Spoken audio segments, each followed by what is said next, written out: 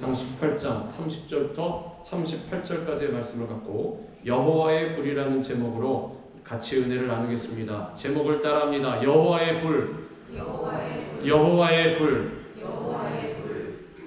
우리가 살아가면서 신앙생활을 하고 있는데 쉽지가 않습니다. 어려울 때가 많이 있습니다. 환난과 고난과 역경도 계속해서 따라온다는 것입니다.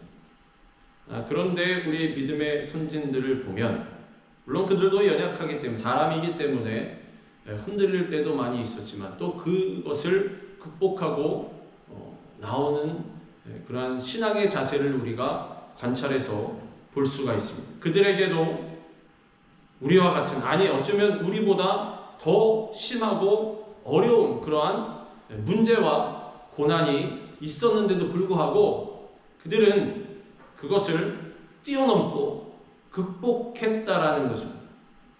비결은 한 가지입니다.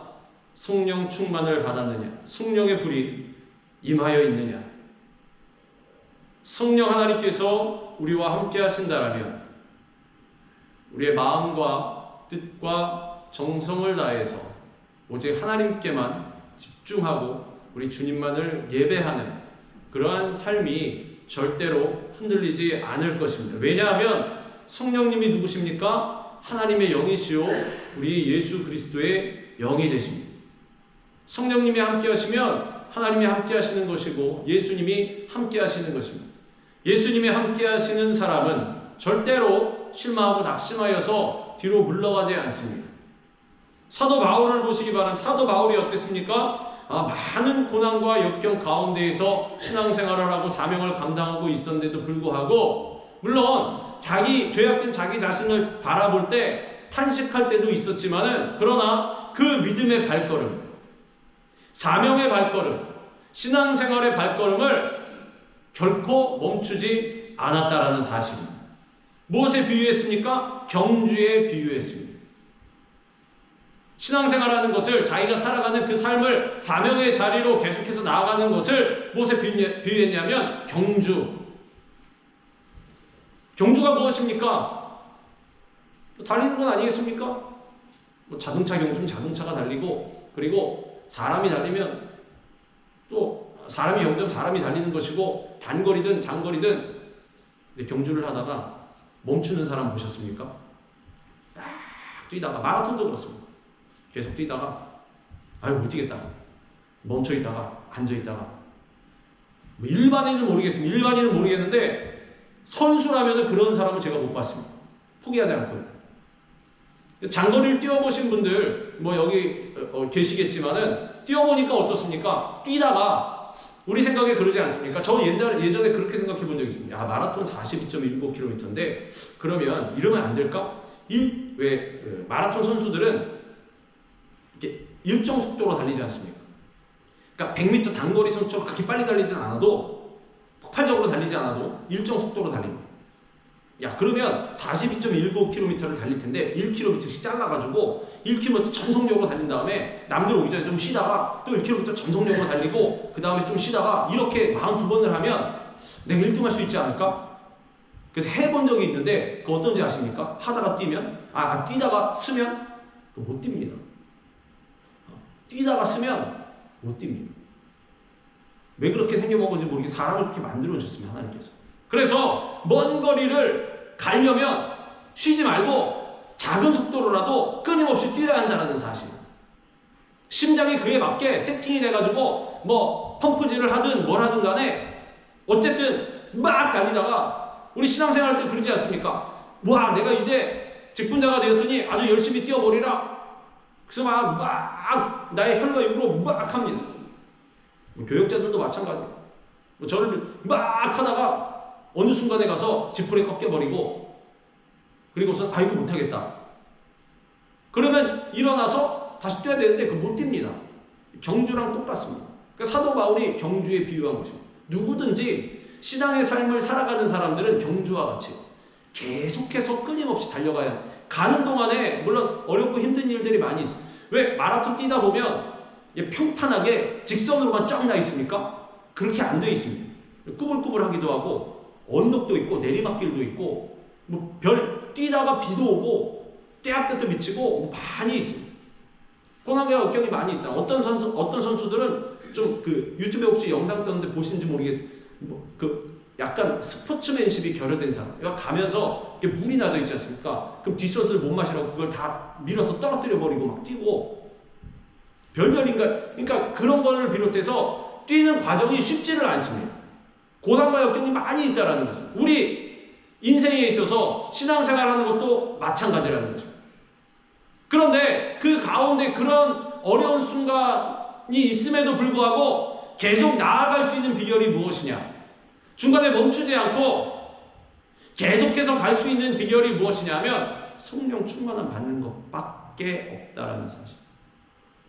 성령님을 내 삶 가운데 인정하고 환영하고 모셔드리고 의지해야 성령님께서 내 삶 가운데서 바람같이 불같이 생수와 같이 역사해 주셔서 우리가 저 천국에 들어가는 그날까지 계속해서 이 길을 달려갈 수 있다라는 사실. 때로는 사람이 실망하게 합니다. 때로는 환경이 내 뜻을 안 받쳐줍니다. 세상에 살아보면 그렇지 않습니까? 내 마음대로 됩니까? 안 됩니다. 근데 그럼에도 불구하고 계속해서 한결같이 나갈 수 있는 것은 성령님이 함께 계십니다. 그래서 다윗도 성령 충만했습니다. 밧세바 사건이 있은 다음에 회개할 때 그러지 않았습니까? 가장 위기를 느낀 것이 성령님이 떠나가실까봐. 그래서 주의 성령을 내게서 거두지 마시고 주님 앞에 회개하며 기도할 때 그렇게 간구하지 않아요. 그 뜻은 무엇입니까? 그 전까지만 성령 충만한 삶을 살았다라는 뜻입니다. 사도 바울도 마찬가지.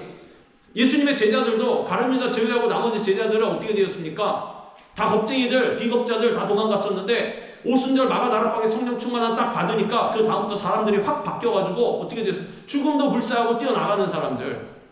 칼로 쳐봐라, 목을 매달아봐라, 십자가에 못 박아봐라, 내가 멈추나, 예수님을 전하는 것을 멈추나.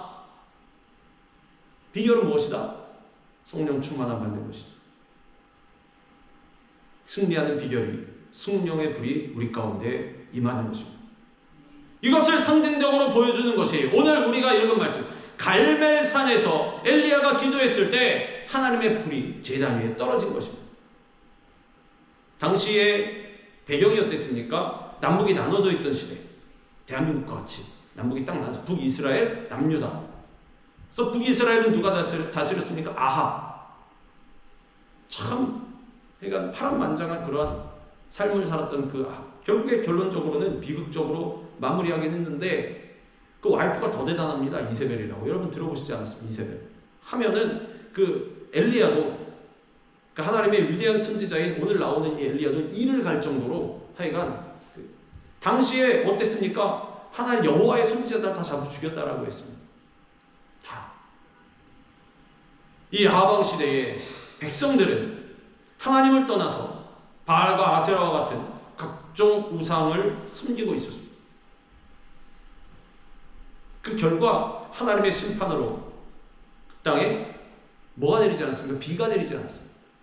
얼마 동안? 3년 6개월 동안 땅은 황폐해져 갔습니다. 저 백성들의 당연히 땅이 황폐해지니 먹을 것이 없지 않습니다. 기근으로 고생했다라는 것입니다. 이때 하나님의 선지자 엘리야는 누가 섬기는 신이 과연 참 하나님이신가를 가리기 위해서 갈멜산에서 바알 선지자 450명과 대결을 했다라는 것입니다. 처음에 아합에게 나아가서 이야기할 때는 바알과 아세라 선지자를 다 보내라고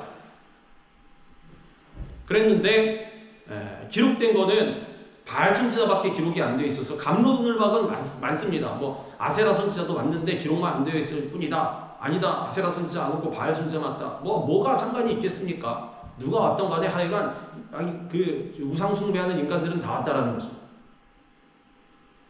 근데 처음에 엘리야가 그 왕궁 맡은 자 중에 오바댜라는 사람이 있는데 그 사람하고 딱 마주치니까 오바댜에게 아합에게 가서 전해라. 내가 여기 있다라고. 근데 오바댜가 그러지 않습니까? 당신이 하나님의 선지자인 줄 제가 믿습니다.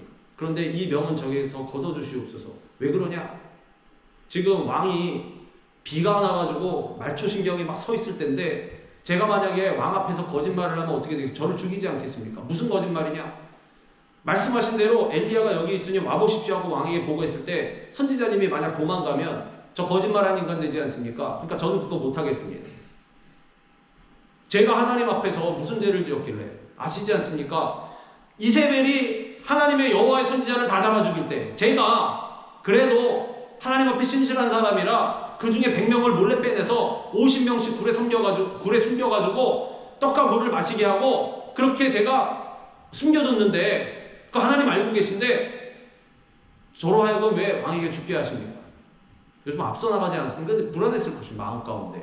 왜냐하면 주위에 믿을 만한 인간이 누가 있겠습니까? 그런 흉악한 시대에. 근데 엘리야가 그러지 않습니다. 걱정하지 마라.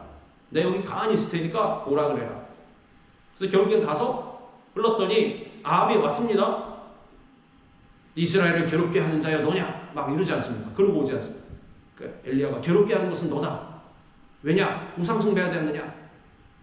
어쨌든 우상 숭배하는 인간들을 저 갈멜산에 다 모이라 그래요. 그랬더니 다물로 모으지 않습니다. 그래서 지금 대결을 하는 것입니다. 엘리야는 그곳에 모인 백성들에게 제단을 쌓아놓고 기도할 때 하늘에서 불이 내려와서 제단을 사르는 신이 참 하나님이라고 그런 내기를 하죠. 선포했습니다. 너희는 너의 신의 이름을 부르라. 나는 여호와의 이름을 부르리니 이에 불로 응답하는 신 그가 하나님이니라. 백성이 다 대답하되 그 말이 옳도다 하니라. 450이든 850이든 어쨌든 우상 그 선지자들이 모였는데 모든 수십만의 백성들 앞에서 모든 백성들 앞에서 그러는 것 아닙니까? 우리 이렇게 대결할 테니 어때? 괜찮냐? 그게 옳다. 그렇게 한번 해봐라. 그럼 우리가 그쪽을 따라갈게. 뭐 이런 거 아니겠습니까? 바알을 섬기는 우상 숭배자들은 자신들의 신의 이름을 부르면서 아침부터 하루 종일 외쳐댔지만은 어떻게 되었습니까? 푸른 고사와 아무런 기미도 보이지 않았다라는 사실. 너희가 많으니 너희가 먼저 해봐라. 똑같이 이제 뭐 제단을 이렇게 하고 각을 떠서 재물을 놓고 그리고서는 바알이여 불을 내려주소서, 바알이여 불을 내려주소서. 불이 오긴 뭐가 옵니까? 아무것도 없는 우상인데 사실 생명도 없는데 그냥 깎아놓은 인간이 깎아놓은 은장색이 만들어 놓은 건데 그랬더니 엘리야가 조롱하지 않습니까? 야, 더 크게 부르라. 너희 신이 혹시 잠자고 있는지 길을 가고 있는지 아니 바빠서 못 듣고 있는지 모르니까 더 크게 불러라. 그랬더니 나중에는 뭐합니까? 칼과 창을 갖다가 자기 몸을 막 해서 피가 흐르도록 막 이렇게 자해하면서 걔네들은 좀 그런 게 있습니다. 이게 해가지고 들으소서 그러는데 안 듣습니다. 그러나 엘리야가 하나님께 기도하니까 기도하자마자 불이 떨어져 버렸습니다. 엘리야가 제일 먼저 한 일은 백성들을 제단 앞으로 부르고 무너진 제단을 다시 쌓는 것이었습니다. 엘리야가 모든 백성을 향하여 이르되 내게로 가까이 오라. 백성이 다 그에게 가까이 가매 그가 무너진 여호와의 제단을 수축하되. 원래 갈멜산은 제단이 있었습니다. 그런데 아합 때 우상을 숭배하면서 하나님께 제사 드리더니 단을 헐어버렸다라는 것입니다. 엘리야는 이 헐어버렸던 하나님의 단을 다시 쌓기 시작했습니다. 수축했다고 합니다. 무너진 단을 먼저 다시 고치고 난 다음에 비로소 제사를 드렸다라는 사실. 자세하게 나와 있지는 않지만 저는 그렇게 생각합니다. 이 부분을 읽으면서 엘리야가 안타까운 마음으로 울면서 단을 쌓았을 수도 있겠구나. 울며 씨를 뿌리러 나가는 자는 어떻게 된다? 기쁨으로 단을 거두리로다. 기쁨으로 결실을 거두리로다. 엘리야가 단을 쌓을 때도 하나님 기가 막히고 어찌하여서 하나님 제사들이 주님께 예배드린 이 단이 무너졌는지 흑흑거리면서 쌓지 않았겠습니까? 제단을 잘 돌 하나하나 주워다가 정성스럽게 쌓는 것입니다. 우리도 마찬가지 우리 삶에 있어서 제단이 무너져 있을 때가 많이 있습니다. 신앙생활 한답시고 하긴 하는데 마음 가운데 우상을 그대로 놔뒀으면 하나님의 전 안으로 우상을 끌어들인 것. 당시에 그러지 않았습니까? 그 솔로몬 성전 안으로 우상을 다 끌어들여 와가지고 여기다 바알 세우고 여기다 아세라 세우고 뭔가 잡다한 것을 성전 안에도 세우고 자기 마음 가운데에도 세상의 탐욕과 욕심 같은 거, 사람이 우상이 되고 돈이 우상이 되어서 내 입장과 자존심이 우상이 되어서 나는 분명히 십자가에 죽이라 그랬는데 나는 막 펄펄펄펄 살아있습니다. 오히려 예수님을 막 죽이고 내가 예수님 가만히 있으십시오. 예수님 나오시면 제가 조롱과 모욕을 당하지 않습니까? 그래서 저는 귀한 자녀이기 때문에 그럴 수가 없어요. 예수님 가만히 계십시오. 그리고선 내가 막 나타난다는 거죠. 단이 무너져 있습니다. 사실 하나님께 단을 쌓아놓고 그 단에 우리의 마음을 들이면서 나아가야 되는데 그 신앙의 기본의 단이 다 무너졌다라는 거죠. 다 무너졌습니다. 기준도 없고 기본도 없고. 왜 그러지 않습니까? 하다못해서 복음이 무엇입니까? 그러면 아는 사람이 제대로 복음이 뭐지? 그러고 보니까 교회 열심히 한 30년 다니 복음이 뭐지? 복음을 뭐라고 해야 되더라? 이 기본적인 단이 다 무너져 있어서 그렇습니다. 우리가 지금 나와서 예배 드리는데 심지어는 뭐 우리 중에 그런 분 안 계실 것 같습니다. 그런데 사람이 많이 모인 곳에 가면 심지어는 내가 여기 와서 왜 앉아있는지 모르는 사람들이 많다라는 사실. 신앙의 기본의 단이 무너져서 그렇습니다. 복음 요한복음 3장 16절 외우고 계시면 됩니다. 그게 복음입니다. 하나님이 세상을 이처럼 사랑하사 독생자를 주셨으니 이는 저를 믿는 자마다 멸망치 않고 영생을 얻게 하려 하시며. 그 복음. 나와서 주님을 예배 드릴 때에도 왜 드리는지 알고 있으면 신앙의 단이 쌓여있는 것이라는 사실. 우리 정체성 자체가 내 하나님이 지으신 피조물임에도 불구하고 하나님께 사랑으로 자녀로 삼으셔서 주의 일꾼으로 삼으셔서 하나님의 사명자로 삼으셔서 믿음의 경주를 하게 하셨으니 주님 감사합니다. 주님을 위해서 나의 몸 정성 다 바쳐서 주님을 경배합니다. 우리가 찬양한 것처럼 그것이 나의 삶의 모토가 되어 있다면 재단이 쌓여있는 사람. 그래서 우리는 자신을 점검할 때 무너진 것을 그대로 둔 채 주님 앞으로 나가면 안 됩니다. 먼저 회개하면서 단을 쌓으며 주님 앞에 나아가야 한다는 사실입니다.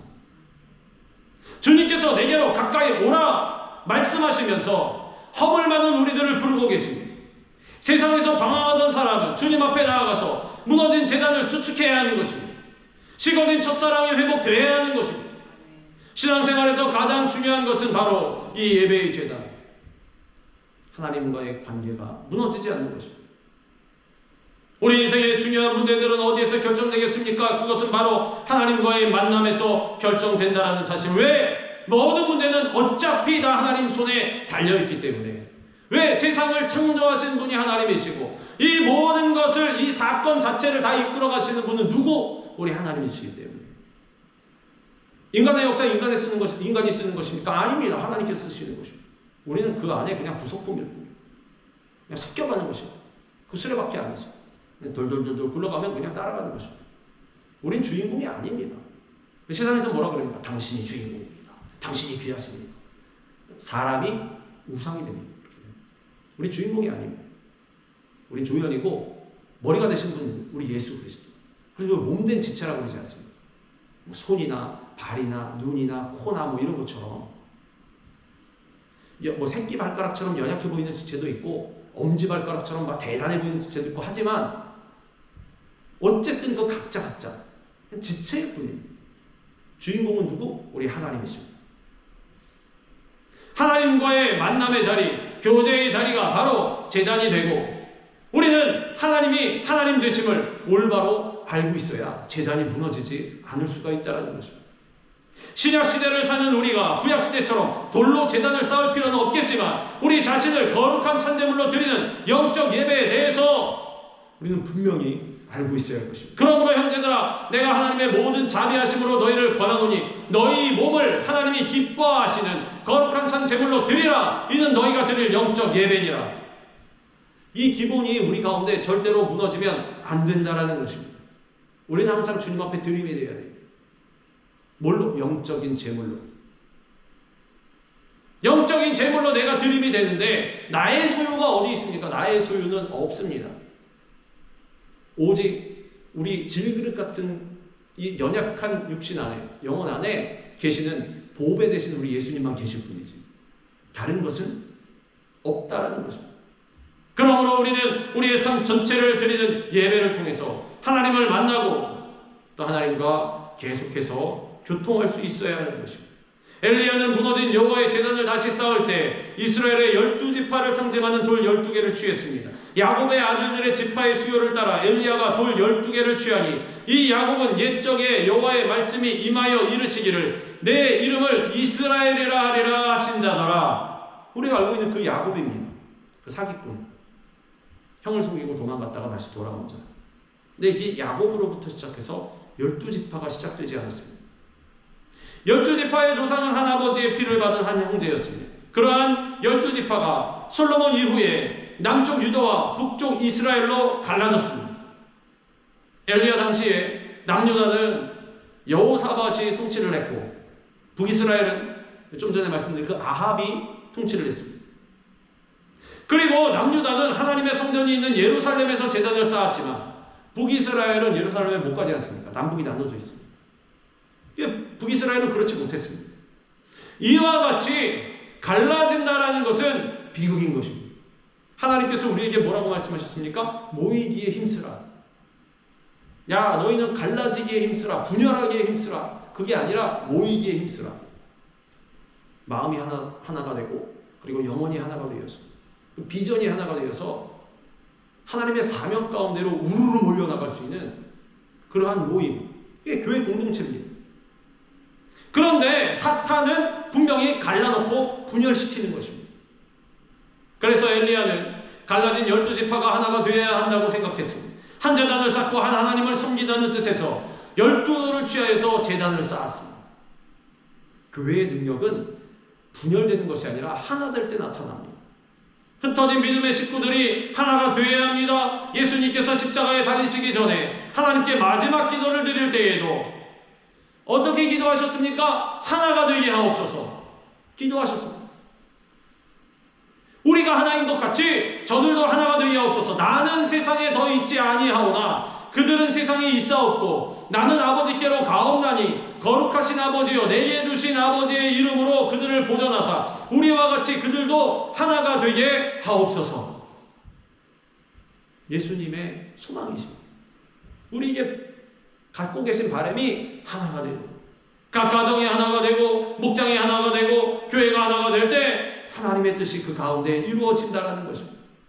당짓는 마음, 미워하는 마음, 이러한 마음들을 버리고 화합하는 마음, 용서하는 것, 한몸 되고자 하는 예수 그리스도 안에서 한 지체, 그러한 마음을 가져야 주님의 은혜가 임하는 것입니다. 하나 되는 일은 용서하며 사는 일입니다. 예수님께서도 십자가에서 우리의 모든 죄를 다 지워버리시고 두 손을 활짝 내밀어 우리를 있는 그대로 못난 그대로 빈손 그대로 받아주신 것입니다. 우리는 이러한 주님의 용서와 사랑과 은혜가 아니라면 단 하루도 하나님 앞에 온전히 설 수 없음을 기억하고 그와 같은 예수님의 마음으로 먼저 용서와 화해의 손을 내밀어야 하는 것입니다. 오늘 본문 32절에 여호와의 이름을 의지하여 라고 한 것처럼 하나됨은 주님의 도우심으로만 가능한 것입니다. 그가 여호와의 이름을 의지하여 그 돌로 제단을 쌓고 제단을 돌아가며 곡식종자 두세 알을 둘 만한 도랑을 만들고 그렇습니다. 알고는 있는데 쉽진 않지 않습니까? 왜냐하면 개개인의 성격이 있고 입장이 있고 다 있기 때문에 다르기 때문에 그래서 성령님 필요한 것입니다. 성령님 나를 도와주시옵소서. 제가 날마다 가면서 넘어지고 또 넘어지지만 그래도 계속해서 나아가기 원합니다. 그 길이 어떠한 길이 바른 것은 아는데 육신에 매여 있다 보니 제가 그렇지 못할 때가 많이 있습니다. 그러니 성령님 나와 함께 하시옵고 나를 도와주시옵소서. 성령의 불이 주님으로부터 임하게 되는 것입니다. 그러므로 우리는 예수님의 사랑으로 하나가 될 수가 있는 것입니다. 제단의 나무 위에 버린 피의 희생 제물은 십자가에 달리신 예수 그리스도를 상징합니다. 또 나무를 버리고 송아지의 각을 떠서 나무 위에 놓고 이르되 통넷에 물을 채워다가 번제물과 나무 위에 부으라 하고 보혈의 능력 외에 우리의 죄를 사할 수 있는 것은 아무것도 없습니다. 영원한 속죄의 근본 무엇입니까? 이 각이 떠져 있는 송아지와 같이 피가 흘러있는 이 송아지와 같이 영원한 속죄의 근거는 십자가에서 몸짓고 피 흘리신 우리 예수 그리스도의 보혈밖에 없다라는 것입니다. 그래서 우리의 무너진 제단 위에 예수 그리스도의 보혈이 뿌려져야 주님의 몸과 피가 나와 함께 하셔야 성령의 불이 우리 가운데 떨어진다는 사실. 제단 주변 도랑에 지금 가득 찰 정도로 물을 부었습니다. 어디에 부었냐면 번제물에도 붓고 그리고 나무 위에도 물을 부었다는 사실. 이게 무슨 뜻입니까? 제가 가끔 그 여름에 휴가를 가서 그 숙소에서 불을 피울 때에도 애 먹은 적이 되게 많이 있는데 그거 왜 그랬냐면은 그 구비되어 있는 장작이 다 젖어가지고 마침 가는 전날 뭐 전전날 뭐이라도 전전전날이라도 비가 왔다가도 지금 장작이 젖어 있습니다. 그 붙여보셨습니까? 불 절대로 안 붙습니다. 그 옆에는 이게 불 잘 붙는 그 휘발유 같은 거 통도 있고 그래서 이렇게 막 뿌리고 왜 그런 휘발유 불이 잘 붙이는 불 붙인 데도 이렇게 살짝 뿌려도 불이 확 나지 않습니까? 그런 걸 한 통을 다 들이부어도 불이 절대로 안 붙습니다. 잠깐 휘발유 때문에 붙는가 싶으면 금방 확 꺼져버리고. 근데 지금 엘리야가 뭘 했냐면은 물을 그 주변 도랑에만 뿌린 게 아니라 번제물 위에 뿌려버리고 그 밑에 나무 있지 않습니까? 장작 거기다 다 뿌려버렸어요. 사람이 불을 붙일 수 있겠습니까? 없겠습니까? 절대로 못 붙입니다. 이거. 혹이나 몰래 뒤에 와가지고 불을 이렇게 싹 붙이려고 해도 안 된다는 거죠.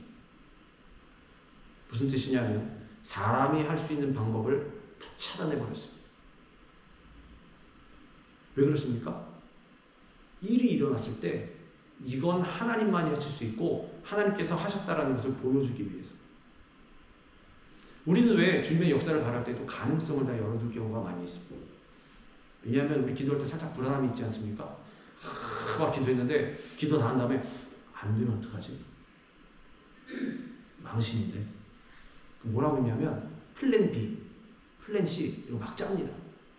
혹시 플랜 A는 우리 하나님께서 해주시는 것인데 안 해주시면 응답이 안 오면 민망하고 창피하니까 내가 플랜 B, 플랜 C를 하리라. 칩이라고 좋습니다. 그런데 어찌 보면 이것도 믿음 없습니다. 하나님 믿지 못하는 거죠. 그런 것 아니겠습니까? 백업을 해놨다라는 거는 그런 뜻 아닙니다.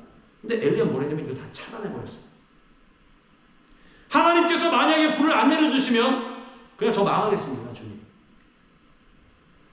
만약에 안 내려주시면 혹시나 안 내려주시면 내가라도 붙여서 이겨야 될 것 아닙니까? 근데 그것도 안 하겠다는 뜻. 뭘 친 거죠? 배수의 진을 친 것입니다. 하나님께만 매달리는 것입니다. 하나님만 바라보고 오직 주님만이 나의 힘, 나의 방패, 나의 참소망. 플랜 B, 플랜 C는 없습니다. 주님. 전 100% 우리 주님만 의지합니다.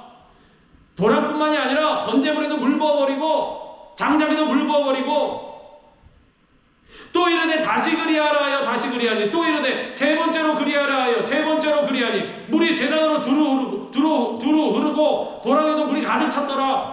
얼마나 물을 많이 부었는지 12통을 붓지 않았습니까? 4통씩 3번을 물바다가 제단이 뽀송뽀송하게 말려도 시원찮을 판에 물바다를 만들어버렸어요. 옆에서 바알 선지자들이 뭐라고 생각했습니까? 같이 죽지 않는 것인가? 무슨 뜻인가? 저 인간은 물이 넘칠 정도. 엘리야가 이와 같이 물을 부어서 사람의 할 것을 차단한 이후에 더군다나 12통의 물과 12개의 돌을 취한 것은 이스라엘 백성들이 바로 이 12지파가 하나님의 백성이라는 것을 말하고 있는 것입니다. 그럼에도 이스라엘 백성들은 하나님의 약속의 말씀을 믿지 아니하고 우상의 거짓 가르침을 따랐다는 사실. 우상이 살아있어서 사실 이들을 유혹한 것은 아닐 것입니다. 이들은 다 죽은 것이니 그럼 뭐가 유혹했습니까? 내 자신의 욕심이 나를 유혹한 것입니다. 내 자신의 욕망과 정욕이 우상에 발현되어서 우상으로 하여금 살아있게 만들고 그래서 내 자신이 착각 속에 살아있게 만든 우상이 나를 이끌었다는 사실. 주님을 배반하는 쪽으로, 하나님을 의지하지 못하는 쪽으로, 믿지 못하는 쪽으로. 하나님께 드려지는 제사는 무엇보다 전적인 하나님 말씀에 대한 신뢰와 순종하는 자세로 드려야 하건만 이들은 말씀에 순종하지 않으면서 말씀 믿지도 않으면서 제사만 드렸다라는 사실. 이들에게는 플랜 B, 플랜 C가 다 있었습니다. 엘리야는 이러한 이스라엘의 타락한 신앙을 제단에 물을 부음으로써 깨닫게 했습니다. 예수님께서 십자가 제단에서 하나님의 뜻에 순종하신 것처럼 하나님께 드려지는 제단에는 항상 말씀의 순종함이 흘러 넘쳐야 하는 것입니다. 만약에 우리 눈에 안 될 것 같이 보이는, 하나님 이러면 안 될 것 같은 그런 방향이라 할지라도 만약에 우리 주님께서 말씀하신 것이 맞다라면 불을 붙여야 되는 제단에도 물을 부어야 하는 것입니다. 주님 이 방향으로는 불이 안 붙습니다. 상관없다. 물 부어라. 이게 하나님 뜻이다. 나의 뜻이다. 그러면 물을 강이 되도록 부어버려야 하는 것입니다. 그게 믿음이요 신뢰입니다. 그게 내 생각으로 딱 재단해서 하나님 이 방향이 맞는 것 같습니다. 그럼 기도할 때 이 방향으로 해 주시옵소서. 이게 믿음이 아니고 우리 예수님처럼, 물론 사람이 그런 소원이 있을 수 있어요. 예수님도 그렇게 처음에 기도할 이 잔을 내게서 옮기시옵소서. 그러나 뭐가 따라옵니까? 나의 원대로 마시옵고 아버지의 뜻대로 되기를 원하나이다. 제가 진정으로 말하는 것은 하나님의 뜻입니다. 하나님의 뜻을 밝게 하게 하옵소서. 그리고 그 뜻 가운데로 나아가게 하옵소서. 불을 붙여야 되는 제단에 물을 부으라고 할지라도 저는 붓겠습니다. 흠뻑 적시겠습니다. 엘리야는 지금 제단에 물을 부으면서 말씀에 순종하는 제단만이 하나님의 불의 역사가 임한다는 비밀을 보여주고 있는 것입니다. 자, 이제 제단이 갖춰졌습니다. 제단이 수축되었습니다. 이제 엘리야는 기도의 단을 쌓는 것입니다. 저녁 소재 드릴 때에 이르러 선지자 엘리야가 나아가서 말하되 아브라함과 이삭과 이스라엘의 하나님 여호와여, 주께서 이스라엘 중에서 하나님이신 것과 내가 주의 종인 것과 내가 주의 말씀대로 이 모든 일을 행하는 것을 오늘 알게 하옵소서. 보십시오. 내가 주의 말씀대로 이 모든 일을 순종하여 행하는 것을 오늘 알게 하옵소서. 누구로 하여금? 저들로 하여금. 여호와여 내게 응답하옵소서. 내게 응답하옵소서. 이 백성에게 주 여호와는 하나님이신 것과 주는 그들의 마음을 되돌이키심을 알게 하옵소서. 나가서 엘리야가 예수 믿으시오, 예수 믿으시오. 심지어는 막 음식점에서 막 행패를 부리면서 시끄럽게 하면서 예수 믿어, 예수 믿어. 이게 아니고 예수 믿는 사람은 어떻게 살아가는지를, 하나님 말씀에 어떻게 순종하는지를 보여주는 것입니다. 그로 말미암아 하나님이 역사하시는 것까지 이들이 목격하게 된다면 100마디 말이 필요가 없습니다. 사람들이 그리스도인들을 본다 그러지 않습니다. 세상 사람들이 무엇을 보냐면 우리가 진짜 말씀대로 살아가는지를 봅니다. 이들은 말씀 모릅니다. 잘 모르는, 교리도 모르고 아무것도 모르는데도 우리가 그렇게 살아가고 있는지는 기가 막히게 합니다. 엘리야는 지금 보여주고 있는 거죠. 진짜 하나님 섬기는 사람은 어떻게 살아가는지. 이 백성에게 주 여호와는 하나님이신 것과 주는 그들의 마음을 되돌이키심을 알게 하옵소서.